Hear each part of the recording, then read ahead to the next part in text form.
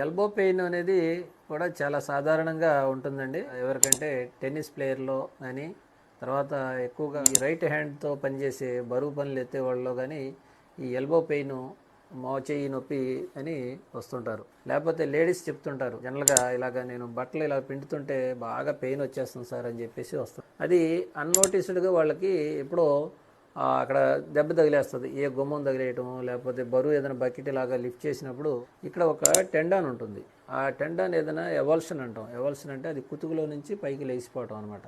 దానివల్ల ఆ ఎల్బో అనేది అక్కడ పెయిన్ వస్తూ ఉంటుంది. దానికి ఏంటంటే మనం ముందు ఏదైతే పని చేసినప్పుడు ఆ పెయిన్ వస్తుందో ఆ పెయిన్ని ముందు అవాయిడ్ చేయాలి. ఆ పెయిన్ అది అవాయిడ్ చేసిన తర్వాత దానికి ఆ సబ్జెక్ట్ తెలుసుకోవాలి. సబ్జెక్ట్ తెలుసుకోకుండా మీరు ఎన్ని మందులు వాడినా కూడా అది మందు వేసుకున్నంతసేపు ఉంటుంది, మళ్ళీ వస్తుంది.